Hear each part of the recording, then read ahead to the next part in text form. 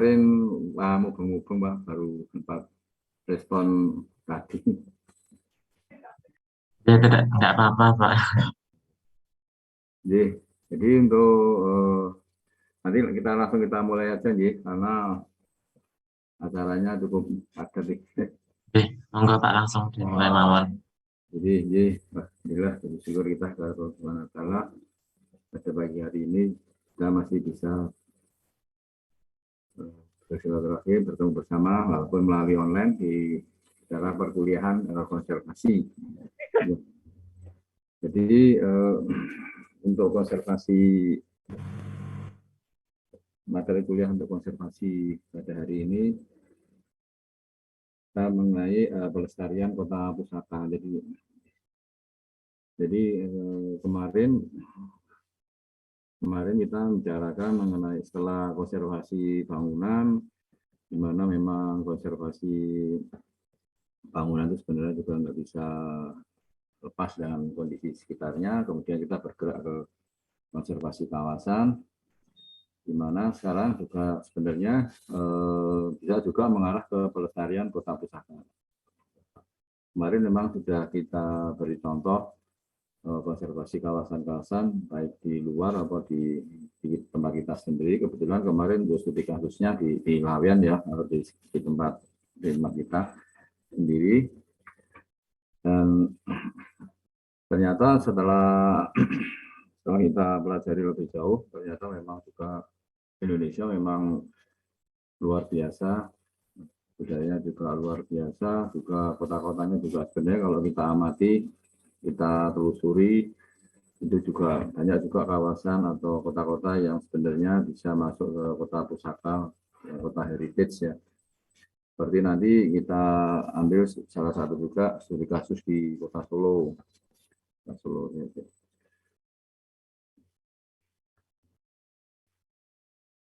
Jadi kota pusaka menurut Mas Yasworo tahun 2015, Indonesia merupakan suatu negara yang memiliki potensi warisan budaya yang kaya raya yang sangat luar biasa ya. Potensi tersebut bisa berupa kesenian, bahasa, arsitektur, ya, situs, bangunan, serta kawasan bersejarah. Jadi kemarin sebenarnya kita sudah membicarakan masalah ini. Masalah ini ternyata memang dalam konteks konservasi itu, konservasi arsitektur itu sebenarnya juga bisa melebar kemana-mana, termasuk ke alam yang kita kombinasikan akhirnya menjadi satu ya, konservasi budaya sama alam. Dan juga terkait dengan adat istiadat dan sebagainya. Dan ini ternyata memang kalau kita telusuri, kita pergi kemana-mana, kita keliling di Indonesia itu, kota-kota kita itu sebenarnya punya potensi budaya atau dan yang luar biasa ya, dan potensi alamnya juga luar biasa juga sebenarnya. Meskipun di kota memang potensi alam atau terbatas. Kekayaan dan keragaman warisan budaya inilah yang memberikan kontribusi pada kota-kota Indonesia sehingga masyarakat kota dengan budayanya itu akhirnya membentuk karakternya sendiri-sendiri dengan keunikannya. The image of city dari waktu ke waktu. Solo, kalau di Solo itu tempat tinggal kita ini mempunyai branding Solo the Spirit of Java. Besok itu kami juga diundang untuk diskusi untuk mendiskusikan mengenai branding Solo ya. Solo apakah masih dengan Spirit of Java atau mungkin bisa diperluas atau seperti apa? Nah, belum tahu kita juga karena ada yang perkembangan zaman dan sebagainya. Jadi aset-aset budaya tersebut mempunyai nilai kesejarahan yang luar biasa dari waktu ke waktu dan menjadi suatu rangkaian pusaka heritage yang perlu dilestarikan atau dikonservasi dan dijaga kesinambungannya. Jadi sebenarnya salah satu tugas kita di mata kuliah konservasi ini itu juga untuk menyadarkan kita sendiri, terutama juga saya sendiri, untuk bagaimana kita juga harus peduli untuk ikut melestarikan heritage pusaka yang ada di sekitar kita ini ya, pusaka budaya yang ada di sekitar ini dan pusaka alamnya. Karena ini merupakan suatu bisa dikatakan kalau sebagai seorang arsitek juga merupakan suatu tanda petik merupakan suatu kewajiban ya. Karena bagaimana juga arsitektur tidak bisa lepas dari isi budaya dan alam lingkungan sekitarnya. Jadi, tapi ini bukan suatu hal yang gampang. Nanti kita contoh di beberapa kota Solo ya, sebenarnya dari nama-nama kampungnya itu ya, merupakan satu kawasan yang mempunyai identitas, tetapi kadang-kadang bangunan-bangunan yang ada di dalamnya itu juga kurang mendapat perhatian. Oke.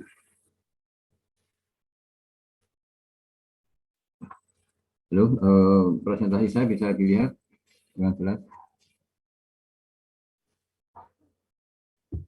Halo?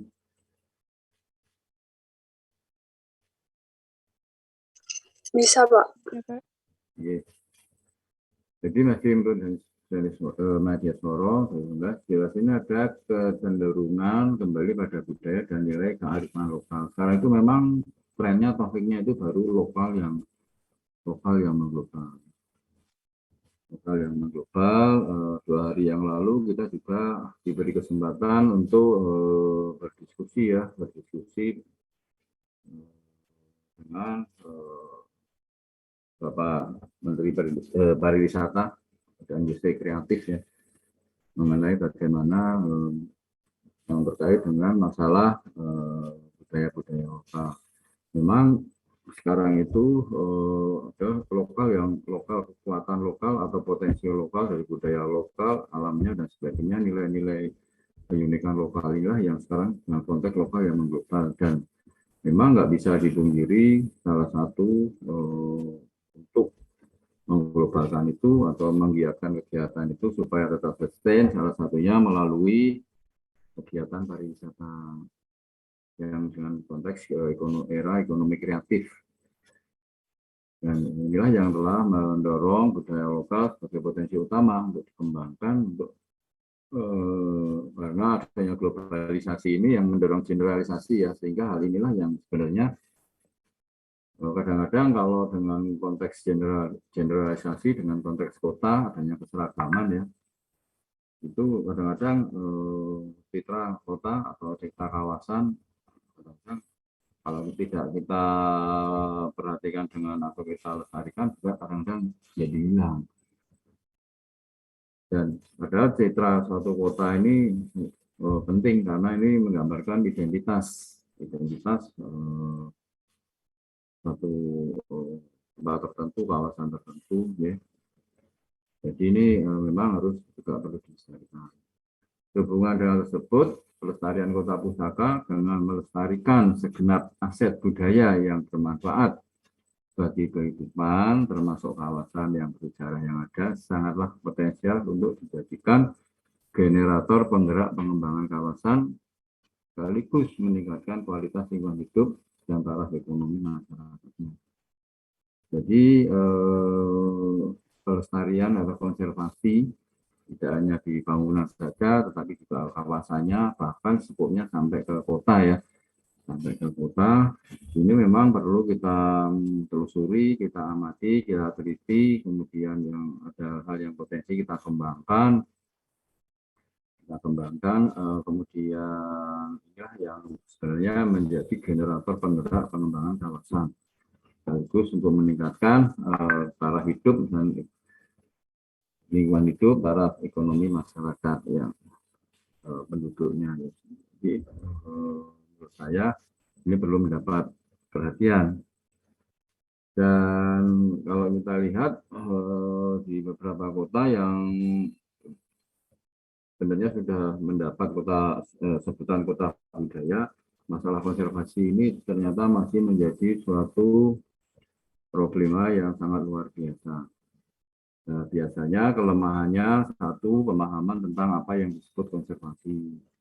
Kemudian kalau jika satu sudah paham, kemudian akan mengadakan satu gerakan, kemudian juga terkait tidak untuk kemungkinan dengan adanya peraturan-peraturan yang istilahnya belum komplit ya, atau belum mendukung terhadap gerakan-gerakan tersebut. Tidak menutup kemungkinan juga yang cukup penting yang terkait juga dengan masalah pendanaan dan sebagainya, karena memang ini membutuhkan untuk awalnya itu membutuhkan, katakan untuk awalnya membutuhkan dana yang relatif cukup besar.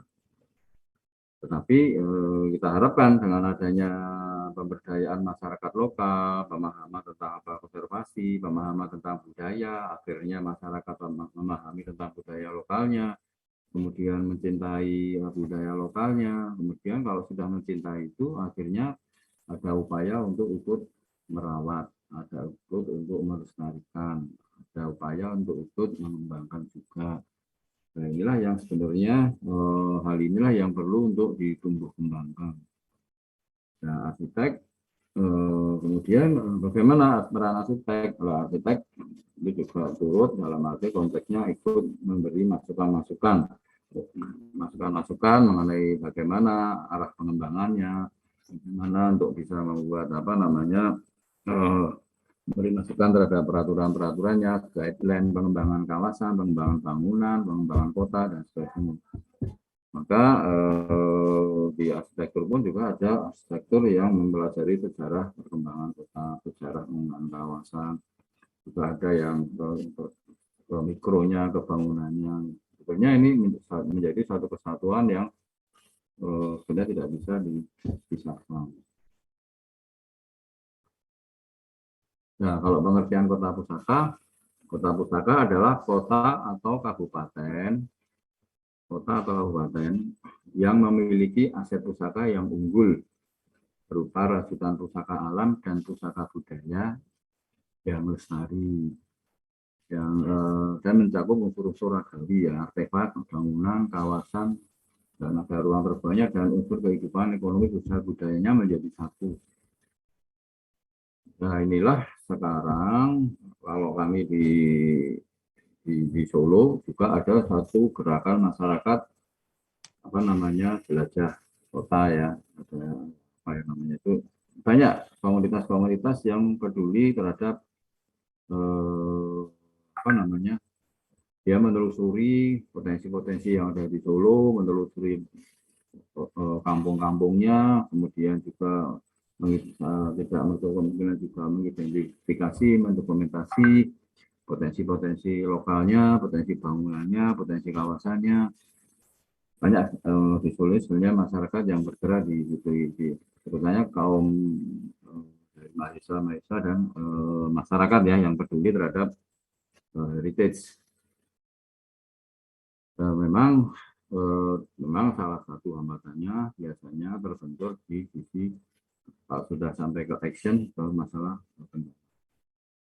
Nah, inilah betapa pentingnya supaya kota pusaka, kawasan atau bangunan itu bisa menghidupi dirinya sendiri.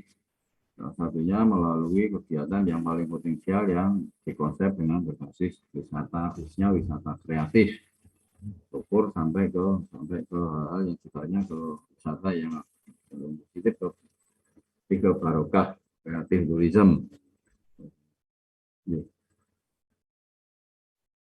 Nah, strategi pelestarian kota pusaka satu, menetapkan kawasan yang memiliki nilai sosial budaya sebagai kawasan cagar budaya atau kawasan strategis nasional kabupaten kota dengan sudut kepentingan sosial budaya sesuai kriteria yang ditetapkan. Jadi coba dipelajari, misalnya kita masuk ke kampung-kampung, ke suatu kampung, biasanya memang yang paling mudah itu berbasis wilayah administratif ya di suatu kampung. Nah, kemudian di situ kok ada beberapa bangunan yang dicurigai atau diduga kuat cagar budaya, apalagi kalau itu milik private, cuma kita sampai ke mengidentifikasi diduga kuat. Tetapi untuk menjadikan cagar budaya harus pemilik bangunan tersebut sendiri yang biasanya yang mengajukan ke pemerintah. Tapi kalau itu bangunan-bangunan umum, itu bisa langsung dari tim melalui satu tim cagar budaya. Biasanya tim cagar budaya ini di masing-masing kota atau kabupaten jalurnya berbeda-beda. Ada yang di bawah Dinas Pendidikan dan Kebudayaan. Kalau kami di Sukoharjo itu di bawah Dinas Pendidikan dan Kebudayaan. Yang kebetulan sekarang juga baru giat-giatnya meneliti kemudian meneliti potensi-potensi yang ada di Sukoharjo untuk ditetapkan khususnya untuk bangunan-bangunan umum ya, ditetapkan sebagai diduga cuma kuat cagar budaya dan untuk mengarah sebagai bangunan atau situs atau struktur cagar budaya yang akan di-SK oleh Pak Bupati. Ini untuk mengamankan aset-aset tersebut. Nah, biasanya satu kawasan atau satu kampung ada 2 atau lebih ya, minimal 2 ada bangunan cagar budaya. Itu sebenarnya kampung tersebut bisa dimasukkan ke kawasan cagar budaya. Biasanya lewat kementerian ya. Dan biasanya untuk menentukan itu ada proses-proses peninjauan dari pihak yang terkait, biasanya dari pemerintah kota dengan bentuk tim. Biasanya timnya disebut tim TACB, tim ahli cagar budaya ya. Kemudian mengadakan observasi, penelitian, riset, menulis, kemudian membuat dokumen untuk diajukan ke bupati atau wali kota untuk ditetapkan, untuk dibuatkan SK penetapan. Kemudian yang kedua, meningkatkan sarana dan prasarana lingkungan dalam pengembangan kota kawasan pusaka yang selaras dengan kebutuhan daya dukung kawasan seiring dengan adanya peningkatan intensitas kegiatan. Jadi memang untuk mengembangkan suatu kawasan ini perlu adanya suatu pembangunan ya, sarana dan prasarana. Pembangunan dan sarana dan prasarana. Tapi dengan catatan peningkatan sarana dan prasarana ini tetap harus berbasis pada kajian-kajian cagar budayaan. Kalau tidak, justru nanti akan merusak ya. Jadi suatu kawasan yang sudah ditetapkan atau kota yang sudah ditetapkan sebagai kota pusaka atau kawasan pusaka, maka perlu dilengkapi dengan sarana dan prasarana lingkungan yang mensupport atau mendukung aktivitas keberadaan daripada kawasan atau kampung atau kota pusaka. Dan ini menurut saya sangat penting. Juga diperlukan regulasi atau peraturan-peraturan yang efektif mengembangkan dalam bentuk insentif, disinsentif yang merupakan kebijakan untuk mendorong terwujudnya kegiatan budaya, kegiatan yang lain ya, yang dapat mengganggu fungsi atau kualitas kota pusaka ya. Jadi insentif, disinsentif dan sebagainya. Jadi kalau kita lihat di beberapa kawasan kota-kota pusaka atau kawasan pusaka di beberapa tempat, apalagi di luar ya, itu biasanya ada insentif yang cukup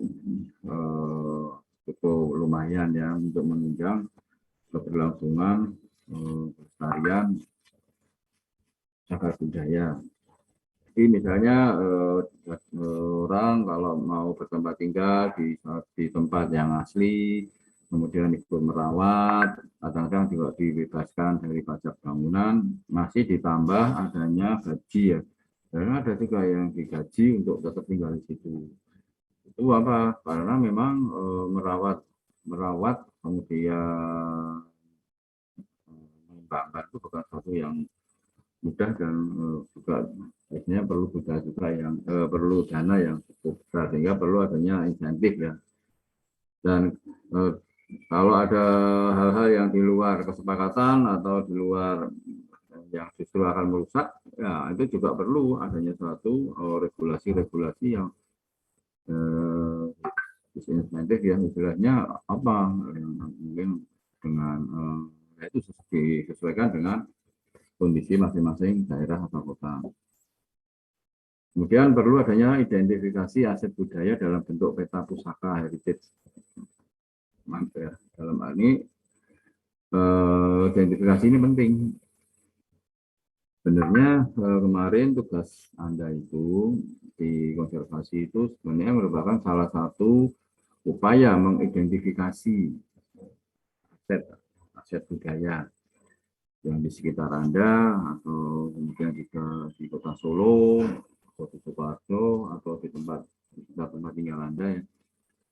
Karena ini penting, dan identifikasi ini nanti memang depan akan dimasukkan dalam konsep berbasis digital, sehingga bisa diakses setiap saat dan bisa istilahnya juga bisa dijadikan suatu pedoman untuk sejauh mana, apakah untuk riset-riset dan sebagainya ya, untuk bisa dibentuk untuk riset, untuk juga sebagai kontrol secara langsung atau tidak langsung untuk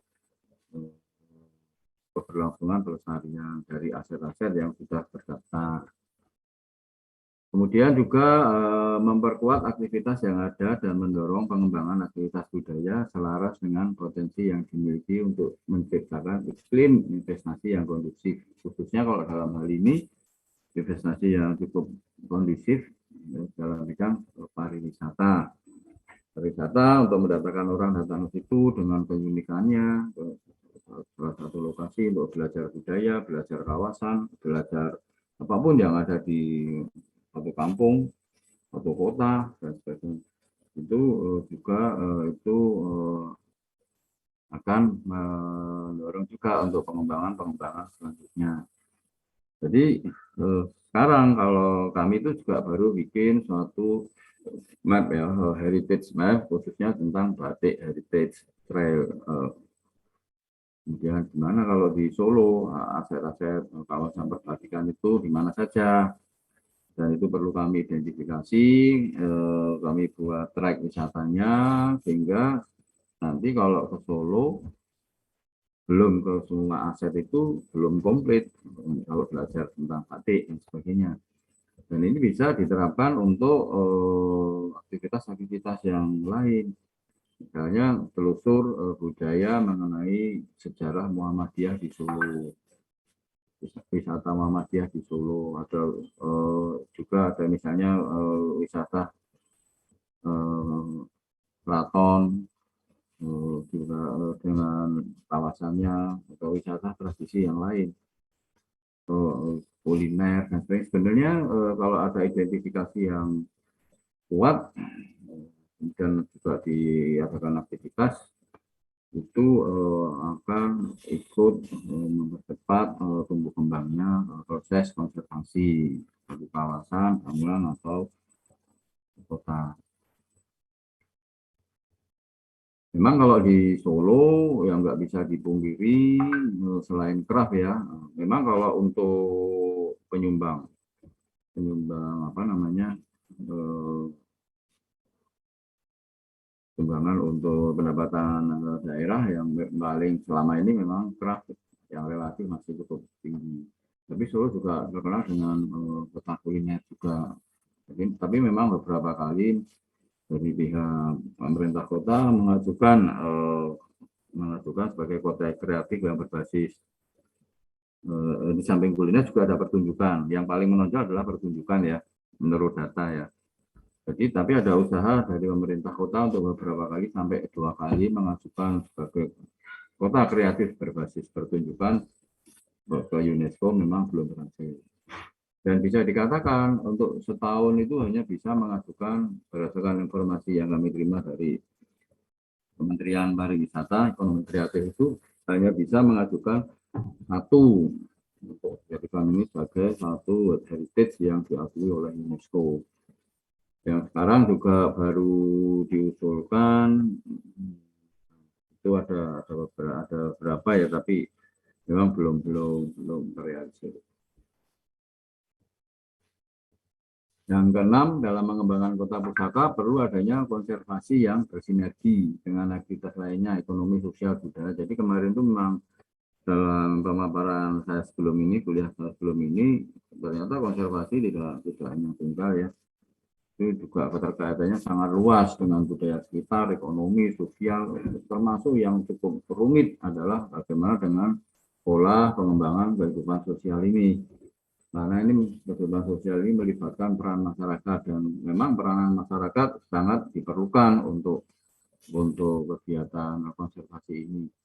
Dan itu akan sangat membantu, tapi memang tidak semudah membalik telapak tangan, tetapi itu insya Allah bisa dilaksanakan. Kemudian yang ketujuh, memberikan kesempatan terwujudnya ruang untuk mengapresiasikan kegiatan promosi produk unggulan ekonomi kreatif yang berbasis budaya. Jadi ini biasanya ada kerjasama. Kemarin juga dalam diagram pengembangan itu kan ada kerjasama, diperlukan adanya kerjasama dengan beberapa pihak, baik dari triple helix menjadi pentahelix ya, dengan media sosial, cetak, elektronik, dengan pemerintah, dengan NGO, dengan bisa dikatakan juga dengan dunia pendidikan. Dunia pendidikan ini penting karena bagaimanapun juga dunia pendidikan ini juga ikut mengedukasi masyarakat tentang perlunya konservasi dan sebagainya. Kemudian perlu adanya dukungan program kegiatan dari pusat sampai daerah yang selaras. Nah inilah yang kadang-kadang terjadi adanya benturan-benturan antara peraturan lokal sama peraturan pusat, kadang-kadang berbeda, belum sejalan dan sebagainya. Meskipun kadang-kadang ada peraturannya, tapi pelaksanaannya kurang tertib dan sebagainya. Ya inilah yang menurut saya perlu adanya sinergi yang luar biasa, peraturan dari pusat sampai daerah dan menjadi suatu sistem. Juga melibatkan peran aktif masyarakat. Ini peran aktif masyarakat tadi sudah saya jelaskan, ini sangat penting karena masyarakat adalah pelakunya ya. Pelakunya yang ada di lapangan. Kalau mereka ada kesepahaman, kesepakatan, kemudian juga memahami apa yang disebut konservasi, terkait masalah pemberdayaan juga, maka akan sangat membantu dalam program konservasi. Dan yang 10, mengembangkan jejaring kerjasama. Tadi kan sudah saya jelaskan kerjasama dengan berbagai pihak, termasuk dari pemerintah, baik untuk branding, baik untuk untuk edukasi, pelatihan, pendampingan. Jadi biasanya tidak hanya pelatihan, tapi juga pendampingan. Karena pendampingan itu sifatnya menerus, sehingga setelah dilatih, kemudian didampingi, diedukasi, kemudian tanda petik diawasi, dalam supaya semuanya itu hasil pelatihannya bisa berjalan dengan baik. Kemudian juga ada satu edukasi untuk mencintai, memiliki, melestarikan budaya. Ini peran perguruan tinggi menurut saya juga sangat penting, pemerintah juga penting, karena bagaimanapun juga ya kalau yang terkait dengan pelestarian, konservasi dan sebagainya ini itu menyangkut sikap, attitude ya, menyangkut sehingga memang ini tidak bisa sebenarnya tiba-tiba seperti membalik tangan. Baiknya memang sudah edukasi ini sudah mulai dari sejak awal, sejak kecil, bagaimana kita mencintai lingkungan, mencintai budaya kita sendiri. Ini memang harus ditanamkan sejak dari awal. Ya. Kemudian juga adanya program-program konservasi, khususnya revitalisasi, nah fungsi-fungsi baru yang mampu menggairahkan, mengapresiasi berbudaya. Jadi biasanya yang paling banyak konteks konservasi itu adalah di sisi revitalisasi, mengembalikan potensi-potensi yang dulu pernah ada, redup, kemudian untuk digali, dikembangkan, dan itu menjadi suatu potensi baru yang berkesinambungan, dan itu juga bisa untuk menjadi modal pengembangan suatu kawasan. Mungkin dari sini ada yang didiskusikan? Halo?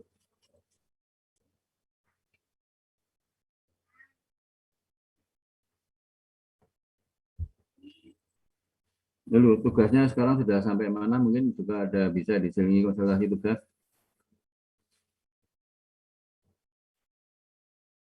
Belum, nanti ada konsultasi secara offline.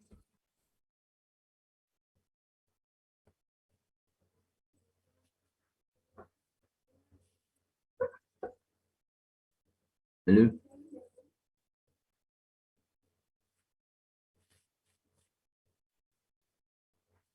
Bagaimana kelompok A, B, atau kelompok C, D tentang tugas-tugasnya?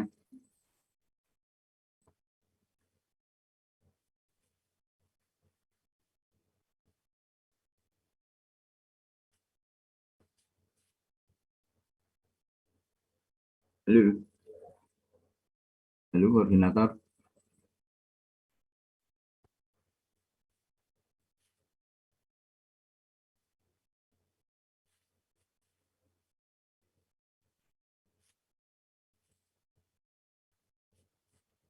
Suara saya masih bisa didengar?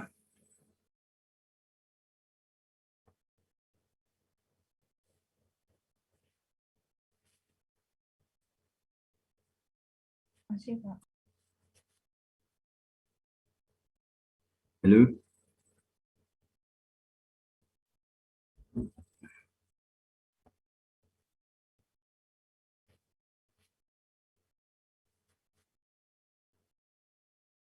ya, halo. Ini dek siapa ini?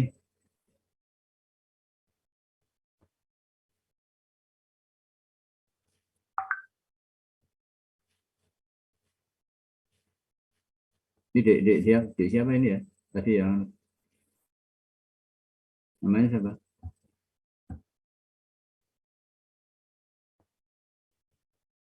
Halo, dek siapa ini? Oh, Baidah, dek Baidah. Tugasnya kemarin bikin apa? Oh, ya.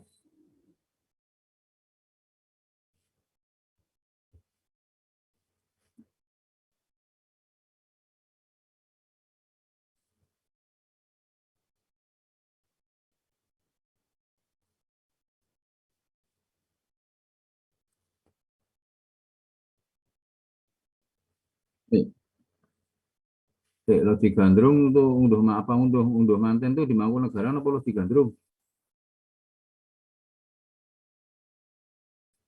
Oh ya, terus terus itu gimana? Ada konsepnya apa itu untuk pelestarian itu?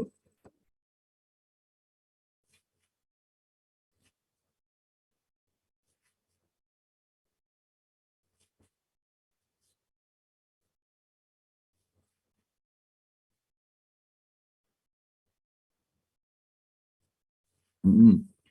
Nah, kalau museum maksudnya gimana? Itu kantor kan sekarang dipakai kantor wali kota ya? Mm-mm. Nah terus konteks museumnya di mana itu lokasinya?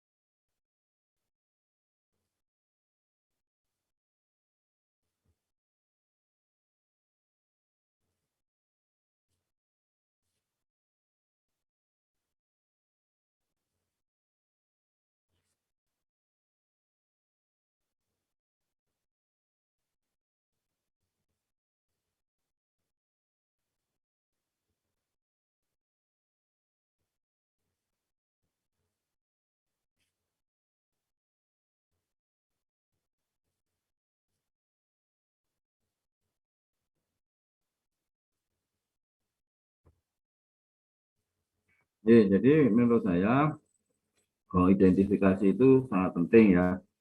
Identifikasi itu sangat penting supaya jadi sesuatu itu kadang-kadang ya seperti saya ceritakan bisa cerita tapi nggak ada barangnya. Ini ada barang tapi kadang-kadang nggak bisa cerita. Jadi identifikasi itu menurut saya cukup cukup penting. Nah, cuma dalam hal ini konteksnya bagaimanapun juga, di situ kan sekarang dipakai juga untuk rumah wali kota ya. Nah, kalau itu dijadikan museum yang sifatnya umum, terkait sama privasi, termasuk seperti apa dan sebagainya, itu terus bagaimana itu? Kan tidak sembarang orang boleh masuk ke kediaman resminya wali kota.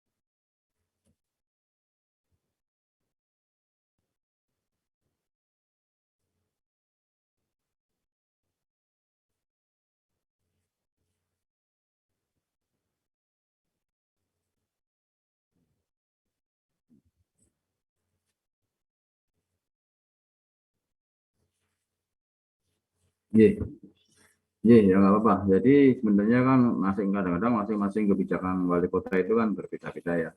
Kadang-kadang memang yang kalau itu tempat memang bersejarah tempat itu, kemudian memang sekarang dijadikan tempat untuk apa namanya resmi kediaman tanda petik ya wali kota. Ya memang kadang-kadang ada yang membolehkan, kadang-kadang juga ada juga itu yang memang tidak hanya di daerah tertentu saja yang boleh dijangkau oleh umum. Tetapi minimal dengan adanya upaya-upaya ke arah itu menurut saya cukup baik mengidentifikasi, dan itu lebih cenderung masuk ke dalam konteks museum hidup ya, museum hidup satu bangunan dan kawasan. Sehingga kalau sudah nanti menyangkut ke apa namanya, jadi bisa juga di tempat-tempat tertentu tidak boleh masuk, kemudian hanya boleh di tempat-tempat tertentu saja boleh dimasuki masyarakat. Tapi bisa juga Anda juga mengusulkan suatu tempat tertentu yang di situ di samping Anda tadi nanti bisa menikmati atau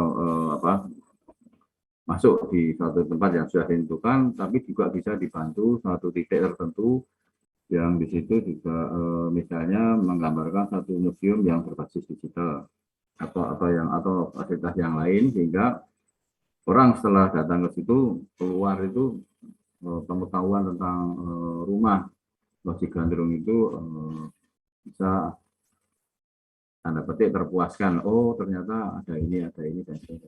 Ya nggak apa-apa. Ya itu tinggal dari sisi mana nanti strategi pengembangannya.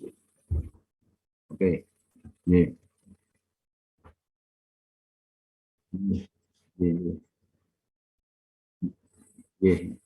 Terus yang lain mungkin sebelum saya lanjutkan,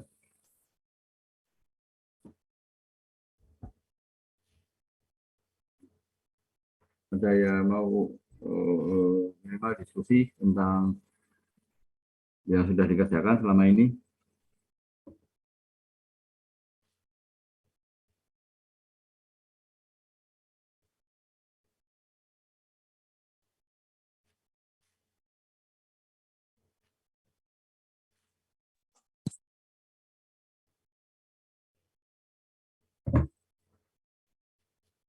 Halo, suara saya masih didengar, Dek?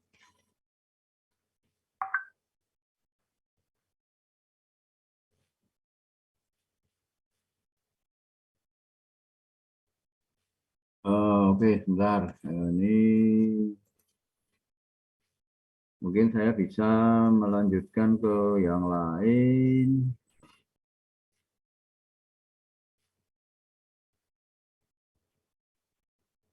Kalau di Solo kemarin Laweyan sudah ya.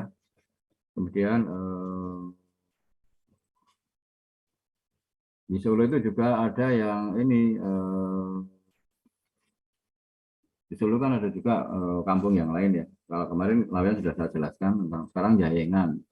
Jayengan tentang historinya dulu tentang tempat berkumpulnya orang-orang Banjar. Ini sebagai salah satu contoh aja. Di Solo kan sudah dikembangkan beberapa, ada Laweyan, ada Jayengan, ada Kauman. Ini Jayengan Kampung Permata. Ini juga bisa dikatakan di situ tempat berkumpulnya orang-orang Banjar, kemudian juga memang pusatnya dulu di Masjid Darussalam ya. Terus juga di situ sering memang orang-orang dari Banjar berkumpul ke Solo, mendagangkan berlian dan sebagainya, permata ke kawasan para bangsawan dan sebagainya. Akhirnya berkumpul di Masjid Darussalam itu dan akhirnya menjadi kampung Jayengan yang dimana di sana orang-orang Banjar banyak berkumpul di situ. Di situ di masjid itu menjadi pusat aktivitas. Ada sekarang kan ada bubur tradisi apa bubur samin itu ya. Setiap puasa mesti ada buka puasa di situ. Akhirnya juga di kawasan sekitarnya berkembang kawasan-kawasan kuliner. Kemudian juga yang penting memang kalau kita pelajari juga ternyata banyak juga aset-aset bangunan yang terkait dengan kegiatan industri permata dan sebagainya dan kegiatan-kegiatan craft atau kegiatan yang lain yang terkait dengan permata dan perhiasan ya. Jadi sebenarnya saya juga pernah masuk ke dalam itu. Memang kalau yang terkait dengan permata asli yang harganya mahal itu memang tidak setiap orang bisa masuk ya. Tapi dan ternyata di kampung-kampung yang di dalam itu ada orang beraktivitas juga yang dengan kerajinan permatanya ya. Tapi sekarang kan juga sudah dikembangkan untuk perhiasan-perhiasan yang lebih murah dan sebagainya sebagai aset wisata untuk memajukan Kampung Jayengan sebagai kampung permata yang nanti diharapkan banyak dikunjungi oleh wisatawan. Kemudian juga selain Laweyan, Kampung Batik juga ada Kauman. Kauman ya, Kauman ini juga keterkaitannya memang dengan keraton cukup kental ya. Kalau yang di Laweyan yang saya jelaskan minggu yang lalu, memang untuk industri batik yang berbasis masyarakat. Kalau yang di Kauman ini kaum ketip, kaum ulama, istrinya itu sering di waktu luang itu membuat batik, khususnya batik-batik yang terkait dengan batik-batik khas keraton. Kemudian memang lebih spesifik untuk melayani kebutuhan keraton pada waktu itu. Memang agak berbeda karakternya dengan yang di Kampung Batik Laweyan. Tapi sekarang kan juga di situ dikembangkan sebagai kawasan wisata ya, wisata batik. Jadi ini otomatis juga kawasan wisata ini juga melestarikan kawasan dan bangunan-bangunan yang ada di sekitarnya. Nah ini merupakan satu upaya ya, enggaklah konservasi. Jadi konservasi itu bisa berbagai melalui media atau cara. Memang nggak bisa lepas ya dari namanya kauman, kaum ketip, kaum ulama, masjid sebagai salah satu ikonnya ya. Sebagai salah satu ikon, kemudian bagaimana langgar-langgar di sekitarnya, kemudian juga industri batik yang ada di sekitarnya yang memproduksi produk-produk yang spesifik. Tapi kalau sekarang kan sudah berkembang menjadi suatu industri batik yang relatif lebih dengan model-model yang lebih masyarakat ya, umum. Nah ini salah satu contoh kemarin ke Laweyan, ada Jayengan, ada Kauman dan sebagainya. Jadi ini juga bisa dijadikan salah satu cara untuk di samping pelestarian bangunan, konservasi bangunan, tapi juga dikaitkan dengan konservasi kawasan. Bahkan sekarang dengan adanya beberapa kampung yang dikonservasi, dilestarikan, kemudian dijadikan direvitalisasi menjadi wisata kreatif, itu juga mendorong untuk Solo dijadikan sebagai kota pusaka. Dan dulu pernah juga ada di Solo pernah diadakan World Heritage Conference yang dalam rangka untuk mendukung upaya Solo untuk dijadikan sebagai kota pusaka, khususnya nanti yang diakui UNESCO kota pusaka dunia.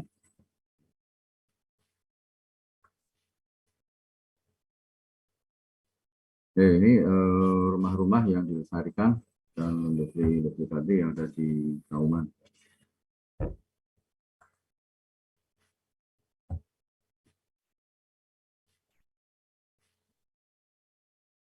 Otomatis kalau industri ini berjalan, konservasi bangunan dan kawasannya juga akan tercover juga ya.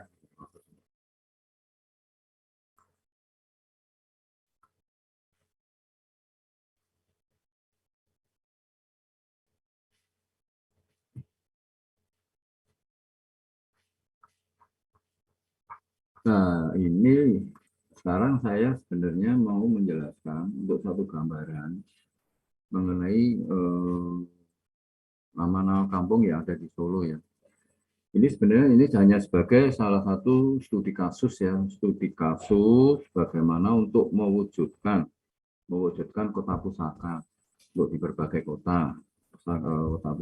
Kebetulan kalau kami di Solo ya kita sebagai studi kasusnya contohnya yang ada di Solo aja. Ternyata Solo itu kota tradisional di mana kampung-kampungnya itu mempunyai nama, mempunyai histori yang sangat luar biasa. Tapi kadang-kadang kita masyarakat kurang memahami konteks-konteks tersebut sehingga potensi-potensi tersebut kadang-kadang jarang diangkat, jarang diungkap, jarang diangkat, jarang dikembangkan. Bahkan kadang-kadang relatif cenderung untuk menjadi hilang. Jadi ini saya akan menjelaskan sedikit mengenai toponim-toponim yang kampung-kampung yang ada di Solo yang sebenarnya ini juga bisa diangkat untuk direvitalisasi, dikonservasi, direvitalisasi menjadi kampung-kampung kreatif. Tapi untuk sebelum untuk diangkat menjadi kampung-kampung kreatif sebagai salah satu langkah untuk konservasi, maka perlu diketahui historinya. Salah satu mengetahui histori yaitu melalui toponim.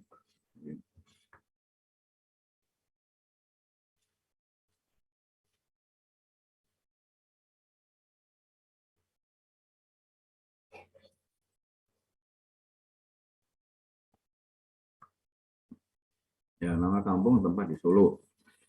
Sekarang kita lihat Kecamatan Jebres. Ya, kita sebenarnya mungkin tidak untuk kemungkinan kalau Anda nanti pulang kampung di kota Anda amati aja lingkungan sekitar Anda, kampung-kampung di kota Anda dan sebagainya, itu sejarahnya seperti apa, apakah mungkin untuk dikonservasi, dilestarikan, dikembangkan, untuk menjadi kampung-kampung kreatif, kampung-kampung wisata kreatif, dan sebagainya.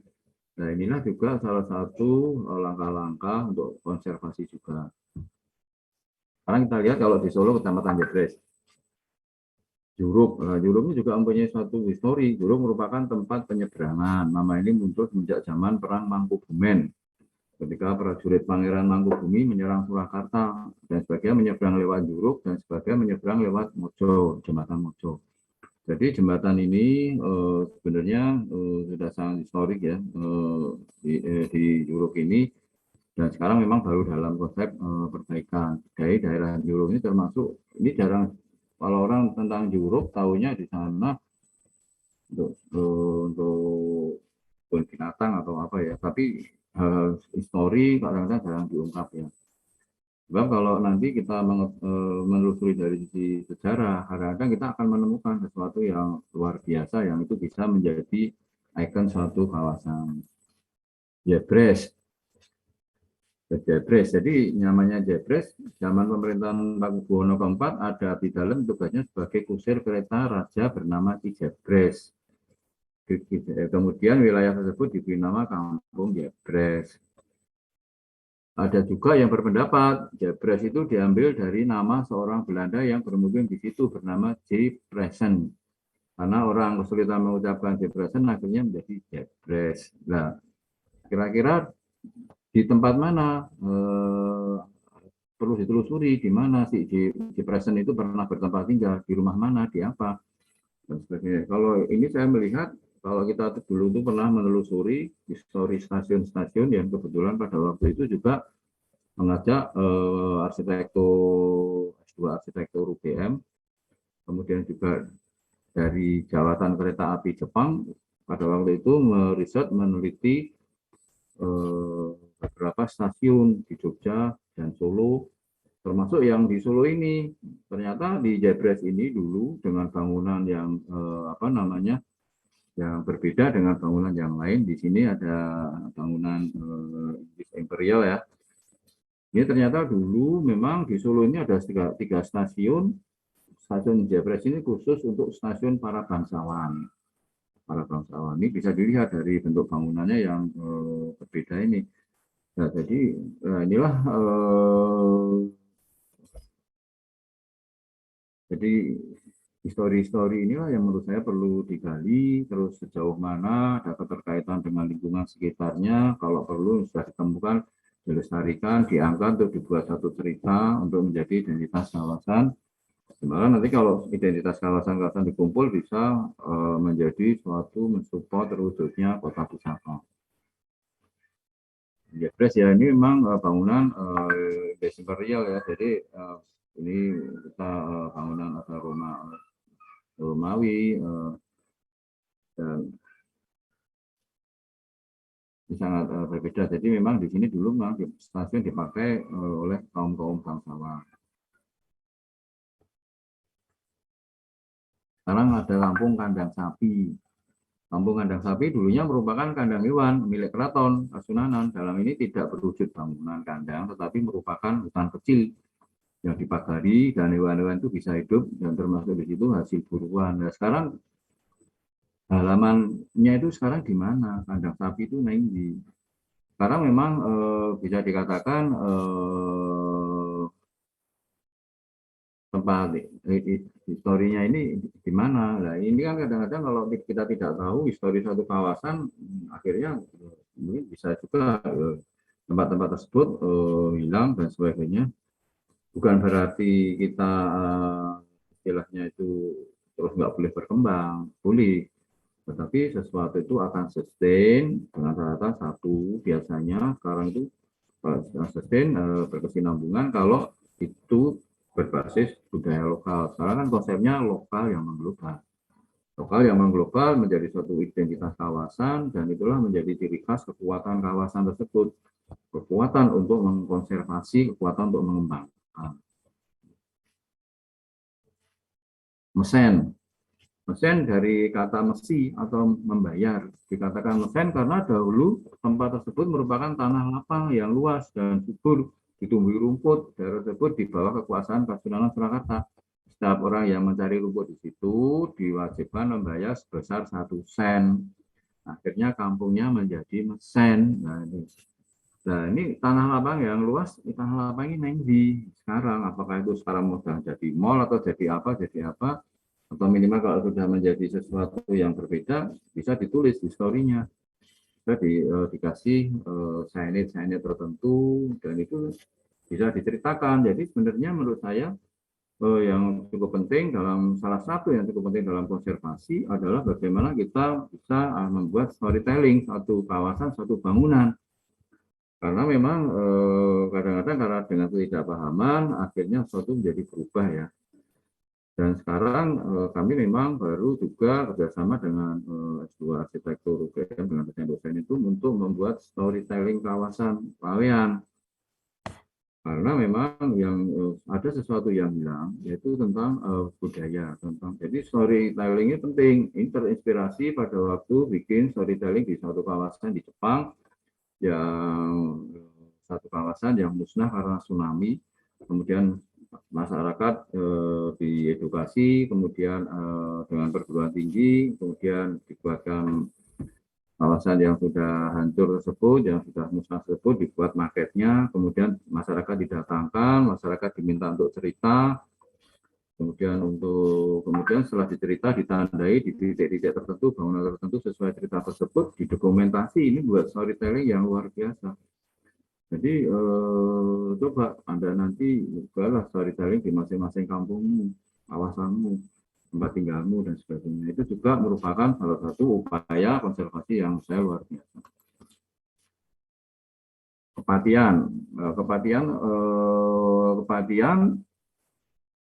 Kepatian itu merupakan satu dikenal sebagai tempat tinggal dan kantor dari para patih kerajaan Kesultanan Surakarta Diningrat. Tempat-tempat patih maka kampungnya disebut Kampung Kepatian. Nah ini tempatnya di mana saja. Perlu tadi kan Anda kan yang ditugas yang lebih gandrung tadi kan juga ini dulu ada ini kemudian tidak untuk kemungkinan banyak juga barang-barang atau benda cagar budaya atau juga struktur cagar budaya atau apa yang memang belum diidentifikasi. Kemudian ada jagalan. Jagalan adalah nama sebuah kampung tempat para jagal penyembelih hewan dari Keraton Kasunanan. Sampai sekarang pun tersebut masih tetap sebagai tempat untuk menyembelih hewan. Nah, kalau kita ke sana, apakah ada tanda-tanda ke arah ini ada penjelasan mengenai jagalan, historinya seperti apa dan sebagainya. Nah, ini menurut saya bisa menjadi salah satu upaya konservasi satu kawasan dan bisa juga menjadi daya tarik karena ternyata memang Solo itu juga luar biasa dari historinya karena memang kampung tradisional berbasis kerajaan ya. Kalau itu kita turut nama-namanya kita rangkai dalam satu sistem dalam storytelling itu menurut saya sangat luar biasa. Sorogenen. Kampung Sorogenen dulunya merupakan bapak atau tempat abdi dalam prajurit keraton, yaitu pengawal raja yang bersenjata api laras panjang. Dari kata soro, sara panah, dan geni api, Sorogenen. Jadi panah api berarti senjata api. Jadi pasukan ini hanya beranggota 54 orang berdasarkan histori yang saya baca ya. Di situ akhirnya kampungnya disebut Kampung Sorogenen. Yaitu barak atau tempatnya itu di mana sekarang itu. Nah, itulah yang tugas kita juga itu bagaimana kalau memungkinkan untuk mencari tempat-tempat tersebut untuk dijadikan satu ikon kawasan. Ketandan, Pasar Gede, Ketandan, Balong. Istilah Ketandan berasal dari tondo, artinya pajak atau bea cukai pelabuhan. Lalu tempat tersebut digunakan sebagai tempat untuk pembayaran bea cukai pelabuhan beton. Jadi di Solo itu dulu di Bengawan Solo ada pelabuhan beton dan pelabuhan Nusupan. Kemudian kampung tersebut disebut Kampung Ketandan. Tondo dari kata tondo artinya pajak atau bea cukai. Tapi dulu itu kegiatan seperti itu ada di mana?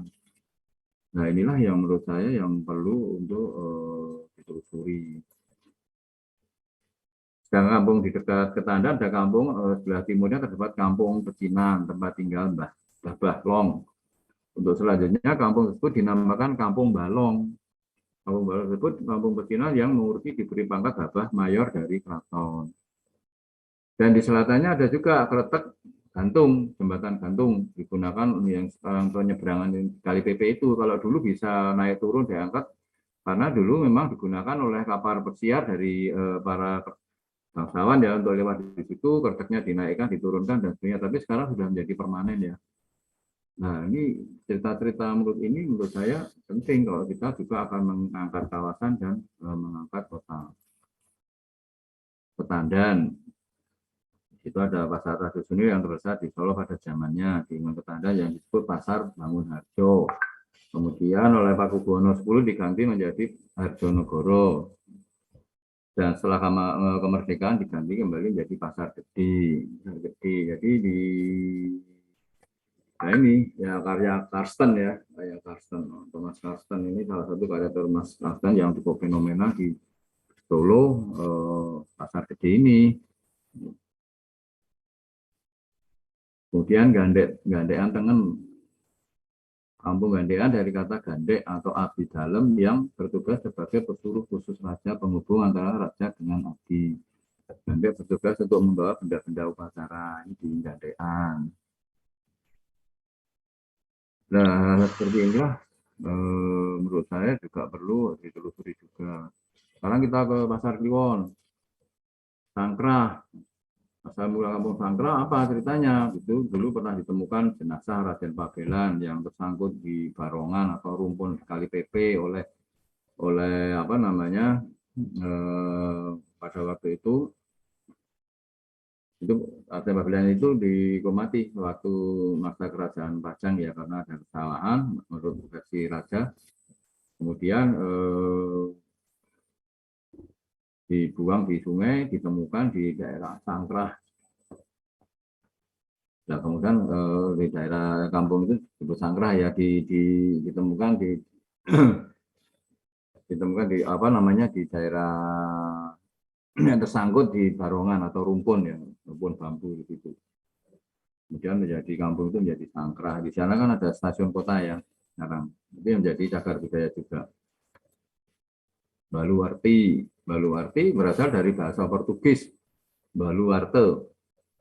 Nah, berarti benteng. Ya, di sini tuh menjadi benteng adalah masyarakat ada di sekitar keraton itu.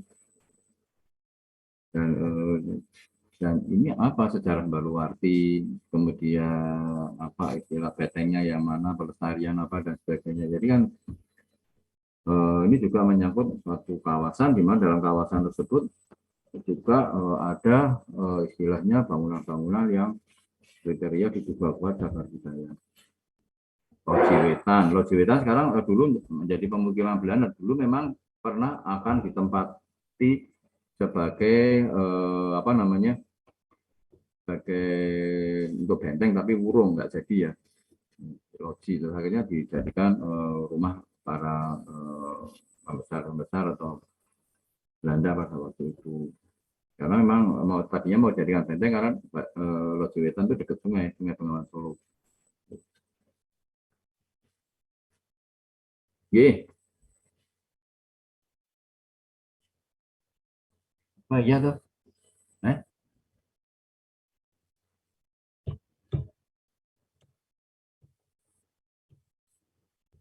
12. Belum aku dari tadi belum keganti. Belum. Oh lah tadi seharusnya kalau ini ya ini ono sing anu no.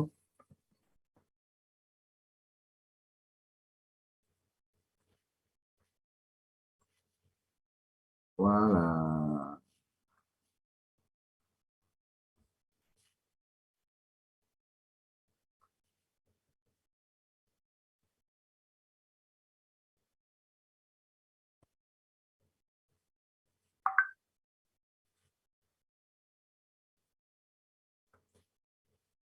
Udah. Halo.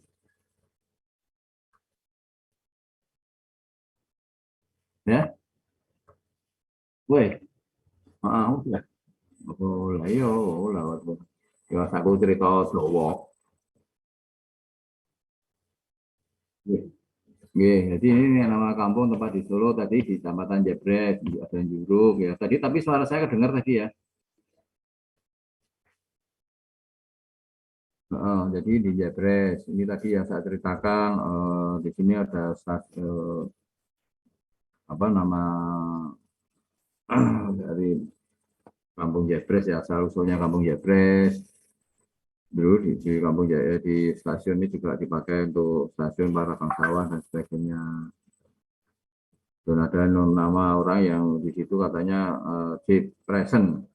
Tapi orang Jawa kan sulit Jepresen ini apa Jebres gitu ya. Jadi Kampung Jebres. Kemudian nah ini kandang sapi. Di sini memang dulu untuk merawat atau untuk kandang hewan ya, sapi halam. Berupa halaman yang luas yang kemudian dipagari ya di situ. Tapi tempatnya sekarang di mana? Kemudian mesen dari kata mesi atau membayar. Kalau orang merumput di situ bayar sak sen. Akhirnya kampungnya menjadi mesen. Nah, jadi itu posisinya di sekarang itu di mana di situ. Jadi itu sebenarnya mengidentifikasi suatu potensi-potensi bangunan di suatu kawasan dan potensi kawasan akhirnya menjadi potensi kawasan tersebut. Kepatian tempat para patih Sunan Surakarta di Nirat hingga kampungnya disebut Kepatian. Nah, bangunannya tempat Malapati itu di mana saja. Kemudian itu bisa menjadi satu cerita, dan menjadi potensi untuk pengembangan kawasan. Jagalan tempat tempat apa namanya penyembelihan hewan. Dan sekarang memang masih untuk penyembelihan hewan juga. Tapi apakah di situ pernah dicerita atau dibuat satu cerita tentang bagaimana penyembelihan hewan pada waktu itu, apa dan sebagainya, bahwa dan sebagainya itu bisa dijadikan satu aset pengembangan kawasan dan konservasi yang menurut saya cukup menarik. Toro Genen, Pamuk Genen dulu tempat di dalam prajurit keraton. Toro itu panah, geni, api, tempat menyimpan para prajurit yang bersenjata api. Itu tempatnya di tempatnya itu di mana? Terus akhirnya kampungnya menjadi Toro Genen. Jadi ini asal usul toponim ini menurut saya penting. Lawean, Lawe Benang. Dulu di sekitar kampung kami itu ada hutan kapas penghasil kapas nomor 1 untuk bahan benang. Ya, jadi bahan sandang. Pasar Gede, Balongan, kemudian Ketandan, lalu tempat digunakan sebagai tempat untuk pembayaran bea cukai. Itu di mana? Akhirnya menjadi kampung Ketandan. Kemudian ini Pasar Gede ya. Terus kemudian ada Jembatan Gantung, Kampung Balong, terus Kampung Pesina yang ngurusi diberi pangkat Babah Mayor, Babah Long. Di situ ada tempat tinggal Babah Long. Ini tempatnya di mana? Babah Long. Akhirnya kampungnya jadi Balong. Ya, ada kretek-kretek gantung yang dulu memang bisa diangkat naik turun untuk karena Kali PP itu dulu untuk lewat kapal-kapal pesiar dari para raja dan sebagainya, warga kerajaan. Kemudian Ketandan itu yang disebut pasar bangunan. Kemudian di sebelah di lingkungan Tandan juga pasarnya disebut pasar Bangunarjo, Karya Kristen ya. Kemudian menjadi pasar Harjonegoro dan menjadi terakhir pasar Gede. Nah, ini Karya Kristen yang cukup fenomenal ya. Kemudian Gandean, kampung Gandean dari kata gandek itu tempat abdi dalam yang bertugas sebagai pesuruh-pesuruh raja, penghubung antara raja dengan para abdi dalam untuk membawa benda-benda upacara, itu Gandean. Pasar Kliwon, Sangkrah, tadi saya ceritakan. Kemudian Baluwarti berarti dari kata Portugis Baluarte yang berarti benteng. Bentengnya itu masyarakat penduduk yang ada di situ dan sebagainya. Ini juga perlu dikupas. Kami juga pernah diminta untuk presentasi di Baluwarti ya mengenai potensi Baluwarti dan sebagainya. Tapi memang tidak mudah untuk mengembangkan satu kawasan-kawasan itu menjadi kawasan konservasi yang kemudian dijadikan satu aset wisata kreatif yang terhubung satu dengan yang lainnya. Loji Wetan yang dulu mau dipakai untuk beteng tapi nggak jadi, Wurung, kemudian akhirnya dipakai untuk pemukiman para petinggi-petinggi Belanda pada waktu itu. Loji omah ya, ini Wetan beteng.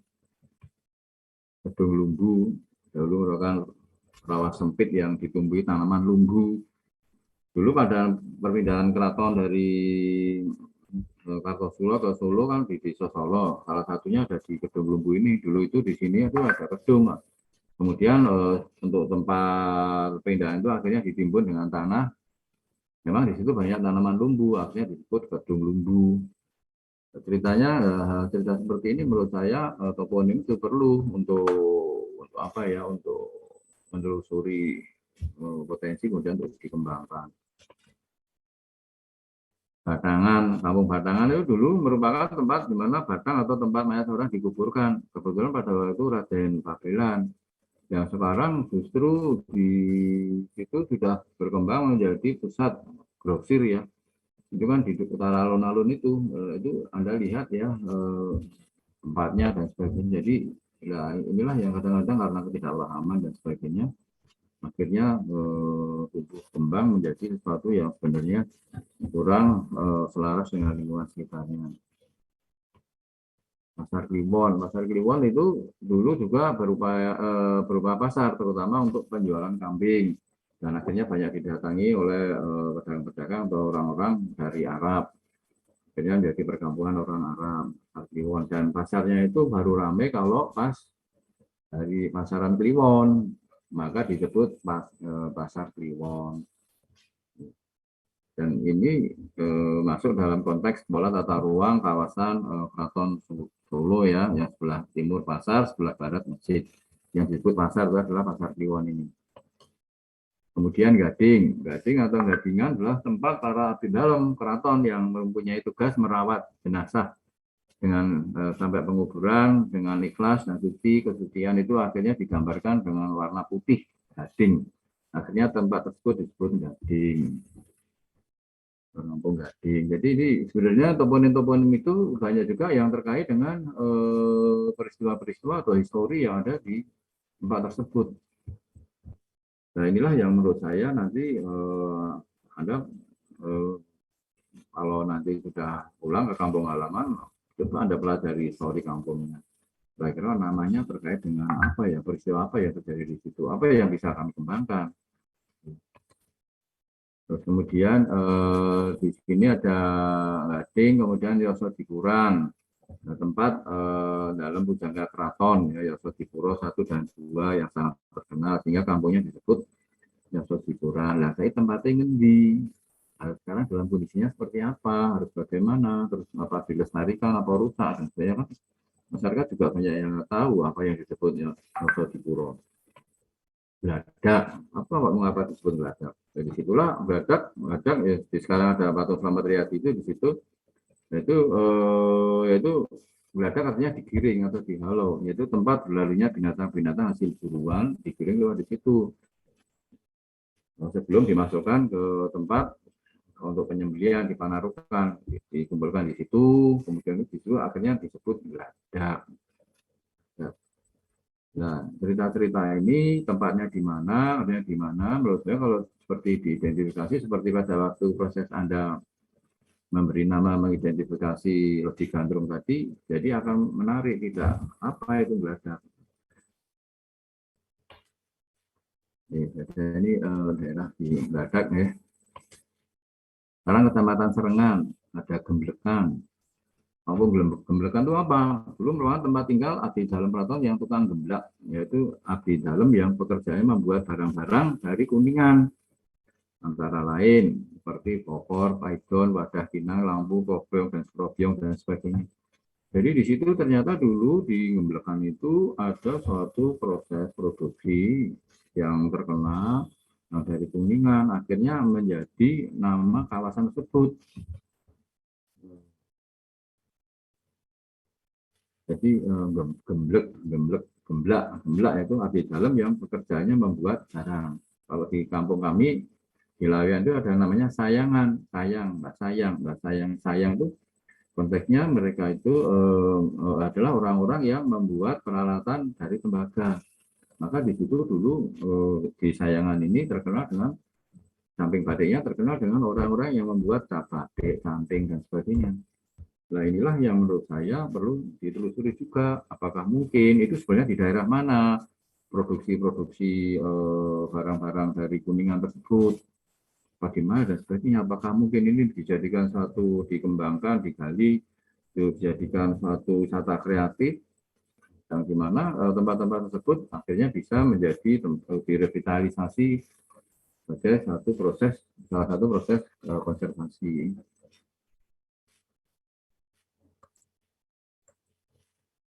Jamsaren. Nah ini pada masa pemerintahan Sunan Pakubuwono IV ada seorang ulama yang sangat terkenal bernama Kiai Haji Hasan Besari Jamsari. Sekitar tahun 1750 beliau mendirikan pondok pesantren dan sekolah agama Islam yang pertama di Solo dengan nama Mambaul Ulum atau Mambaul Ulum. Pondok ini merupakan pondok tertua di Pulau Jawa menurut yang saya baca ini. Nah, apakah sebenarnya apa pernah diungkap, apa pernah diceritakan, apakah pernah ternyata pondok tertua itu ada di sini. Nah, historinya seperti apa? Terus kampungnya akhirnya dari Mbah Jamsari ini menjadi ikon, kemudian dijadikan nama kampung Jamsaren. Nah ini hal seperti inilah menurut saya yang kebanyakan kalau kita keliling kemana-mana belum banyak yang diungkap. Singosaren, rumah tinggal Kanjeng Pangeran Haryo Singosari. Nah itu sekarang di mana? Sekarang jadi pusat pertokoan ya Singosaren itu. Kemlayan, berasal dari kemlayaan, berarti abdi dalam yang nabuh gamelan untuk karawitan. Pada tempat tinggalnya kemudian disebut Kampung Kemlayan. Nah, ini tempatnya di mana? Ini saya hanya memberikan satu ilustrasi contoh khususnya di Solo karena Solo itu merupakan kampung tradisional yang berbasis dari sini ternyata nama-nama atau toponim itu juga menunjukkan histori Nonongan, Baik Ketit Winong, kemudian tempat tersebut disebut Nonongan. Itu tempat tinggal atau rumah seorang ulama keraton yang mumpuni bernama Ketit Winong, akhirnya disebut Nonongan. Sekarang jadi pertokoan ya. Nah rumahnya itu di mana? Keratonan. Ini juga tempat tinggal di dalam keputren, para nyai dan sebagainya yang untuk aktivitas keputrian dan sebagainya ini, dan juga pembuat keris ini dimanfaatkan akhirnya diberi nama keratonan.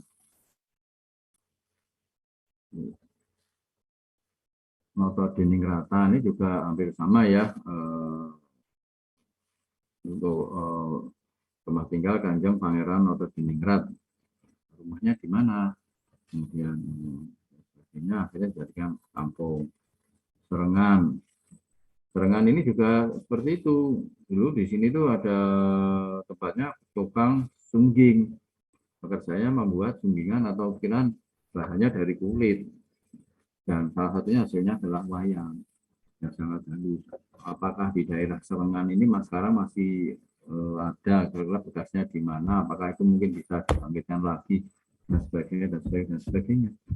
Nah inilah yang menurut saya perlu ditelusuri untuk dikembangkan untuk mewujudkan proses terwujudnya kota pusaka. Klaten itu dulu tempat memelihara gajah raja, sudah disebut neng di dulunya merupakan tempat tinggal di dalam Serapi, akhirnya menjadi Seraten, itu tempat untuk memelihara gajah keraton, Setogunan dan sebagainya. Jadi ini tempat tinggal itu kadang-kadang dipakai menjadi nama, tapi kita kadang-kadang kehilangan jejak tempatnya di mana. Kalau Laweyan jelas ya Purwosari. Nah Purwosari ini menurut saya masih ingat di sini kan dulu merupakan pesanggrahan peristirahatan Sunan Pakubuwono X.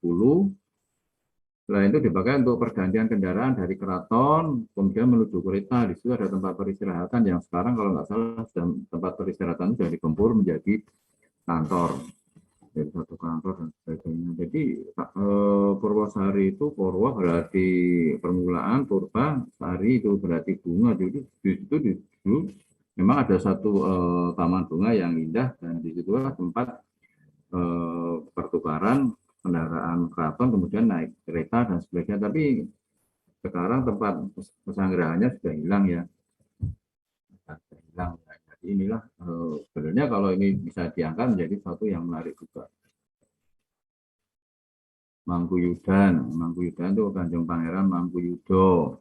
Nah, ini kemudian masalah itu berdiri Pondok Al Muayyad, tapi tempat tinggalnya akhirnya disebut Mangkuyudan.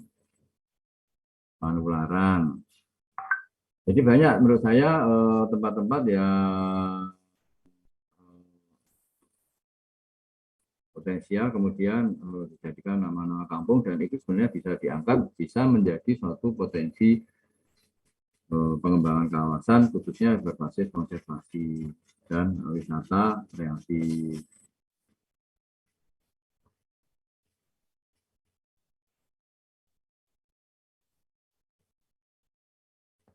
Nah, Banjarsari ini dulu memang tanah lapang, kemudian akhirnya dibangun oleh dari Mangkunegaran dibangun oleh rumah yang berjajar, rumah indah yang berjajar di lapak itu ya. Akhirnya rumah yang berbanjar tersebut sangat indah, akhirnya disebut Banjarsari.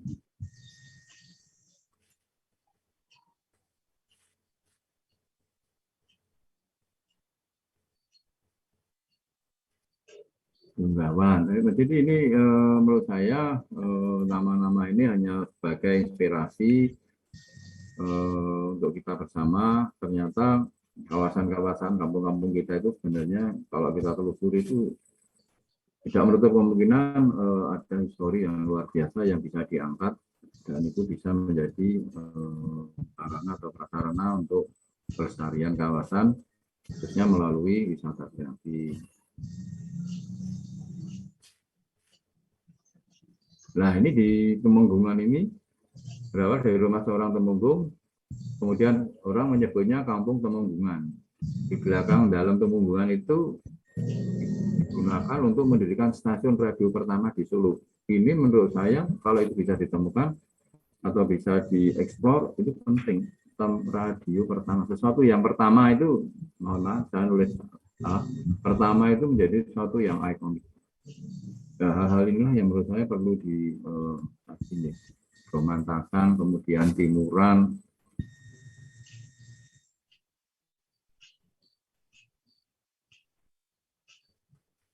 Prabon. Prabon itu tempat abdi dalam raja yang bertugas membuat perlengkapan pakaian raja, setono, antara lain belangkon, pek, dan sebagainya itu disebut akhirnya disebut ke Prabon.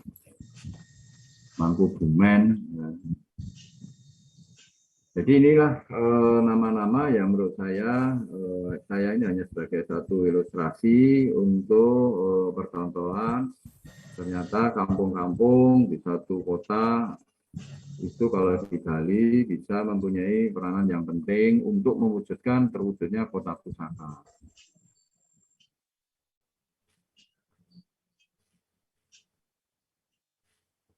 Stabelan ada di tempat rumah tinggal prajurit Stabel, prajurit yang penjaga meriam. Nah ini di Triwindu. Nah, inilah salah satu contoh di Triwindu ini. Triwindu berarti 3 windu. Pasar ini dibangun untuk memperingati masa pemerintahan Mangkunegara VII yang sudah berjalan 24 tahun. Sedangkan Ngarso Puro berasal dari kata Ngarso, muka atau depan atau puro, berarti bangunan di depan Pulau Mangkunegara. Nah, Triwindu ini pada waktu mengkonservasi yang dalam sekarang menjadi pasar antik itu, kira-kira pasar yang lama di mana? Ternyata pasar yang lama itu sudah dibuka, kemudian jadi yang baru. Kalau kita melihat ada beberapa kasus, studi kasus di Jepang itu, pasar yang kemudian di suatu kawasan di bangunan heritage, di situ akan dibangun tower, kemudian bangunan itu masih dilestarikan, yang lama itu ada di bawah, kemudian towernya dibangun di atas. Sehingga masih ada kesinambungan. Nah, inilah yang menurut saya kadang-kadang orang membangun itu kurang memahami histori, sehingga kadang-kadang yang lama pun menjadi hilang. Yang tidak untuk benar seperti itu, tapi juga perlu bisa untuk kita kaji ya, apakah benar seperti itu. Mungkin itu yang bisa saya sampaikan. Ada yang kita tanyakan?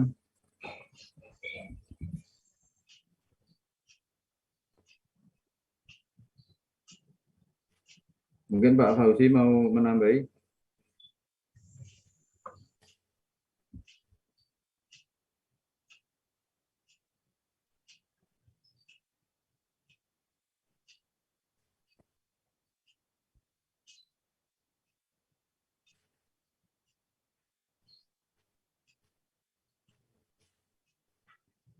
Halo?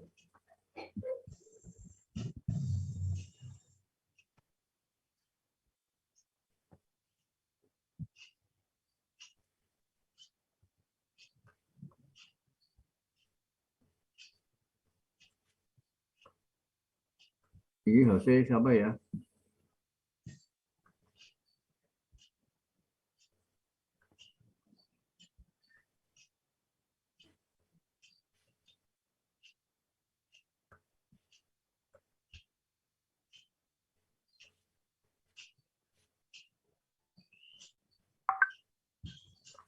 Halo?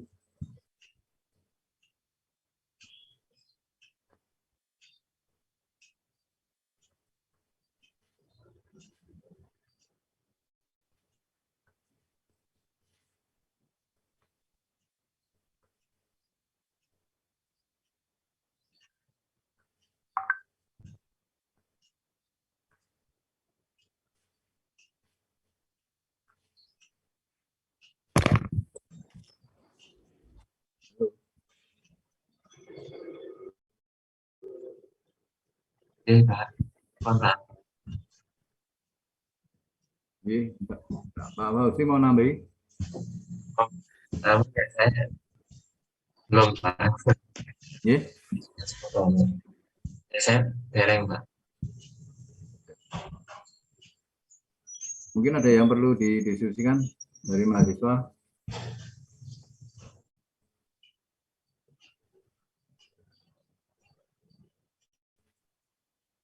Pak Fauzi masih di Jogja ini ya? Nggih Pak, saya posisi kerja. Wah, memang itu minggu-minggu ini kegiatannya luar biasa ini. Ya, Pak. Kegiatan. Jadi untuk minggu depan, pripun Pak? Nanti mungkin bisa kita offline. Seperti itu untuk diskusi tugas nih atau bagaimana sistemnya ya, coba nanti kita bicarakan lebih jauh nih Pak. Iya Pak. Dari mahasiswa ada yang ditanyakan? Ya, Pak. Berarti untuk minggu depan itu belum ada itu ya Pak, progres apa yang harus kita kerjain gitu ya? Tidak menutup kemungkinan kita mendiskusikan dari dari tugas itu deh, untuk pengembangannya lebih jauh. Atau bagaimana? Atau ada? Berarti yang tetap yang kemarin hasil UTS kemarin ya Pak? Ya, apa? Tetapi sejauh mana apa yang dikerjakan itu bisa dikembangkan untuk lebih advance, bisa lebih. Baik Pak, terima kasih. Ya, jadi beberapa kali kuliah ini saya mempunyai satu gambaran bahwa konservasi kawasan itu bisa single building bangunan atau beberapa bangunan, yaitu sifatnya bangunan bisa dikembangkan ke bangunan dan sekitarnya, bisa ke kawasan yang lebih luas, ke kampung, bahkan dari bangunan kemudian ke kampung itu bisa dikembangkan dalam skop yang lebih luas lagi untuk mewujudkan kota pusaka. Jadi ini sebenarnya memang tidak bisa lepas satu dengan yang lainnya ya. Tinggal dari sisi mana kita dalam konservasinya itu di titik beratnya di mana dan sebagainya sesuai dengan situasi dan kondisi dari masing-masing satu kota, tempat, kawasan dan sebagainya. Mungkin kalau tidak ada yang ditanyakan, saya cukupkan sekian. Kurang lebihnya saya mohon maaf. Terima kasih kehadirannya Pak Fauzi. Kurang lebihnya saya mohon maaf. Akhir cukup.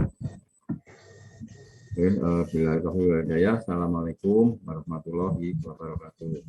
Waalaikumsalam warahmatullahi wabarakatuh. Terima kasih Pak. Sama-sama.